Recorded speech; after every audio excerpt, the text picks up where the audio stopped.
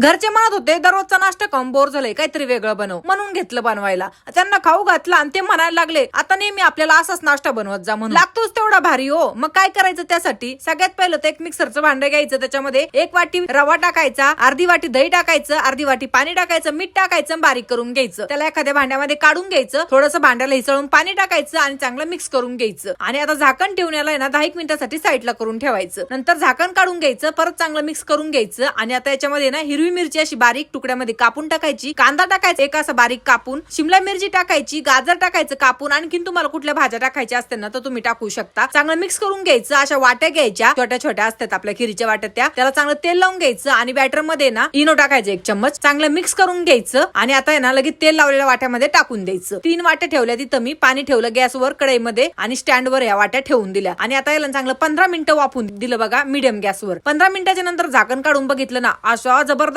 फुगून वर आलं होतं ना, काय सांगावं, म्हणजे पूर्ण त्याला अशा भेगा भेगा पडल्या होत्या बघा. आता आहे ना मस्त पैकी वाट्यामध्ये काढून घेतलं आणि बाकीचे पण सगळे करून घेतले. आणि आता तवा ठेवला गॅसवर, तेल टाकलं, तेल गरम झाले, मोहरी टाकली आणि त्याचबरोबर आहे ना तीळ टाकले. आणि आता आहे ना हे जे वाटीमधून आपण काढलं होतं ना ते त्याच्यावर ठेवून दिलं बघा. आणि आता आहे ना मीडियम गॅसवर आहे ना याला आलटी पलटी करून मस्त असा गोल्डन ब्राऊन कलर येतोय ना भाजून घेतलं. आणि आता नंतर तुम्ही बघू शकता असला जबरदस्त आपला नाश्ता बनून रेडी झालाय ना. म्हणजे याला नाव काय द्यायचं तेच समजत नव्हतं मला. आता तुम्ही सांगा याला तुम्ही काय नाव देऊ शकता, कमेंट करून नक्की सांगा. आणि आता आहे ना मस्तपैकी ताटलीमध्ये घेतलं, असं वरून चटणी आपण जे इडली बरोबर खातो ना ती बनवली होती. आणि असं जबरदस्त म्हणजे टेस्ट येत होती ना, काय सांगावं, इतकं स्पॉन्जी झालंय, तुम्हाला तोडून सुद्धा दाखवते. खरंच जबरदस्त. तुम्ही नक्की तुमच्या घरच्यांना एकदा करून खाऊ घाला आणि त्यांच्याकडून कौतुक करून घ्या. तर बनवून बघा आणि मला कमेंट करून नक्की सांगा.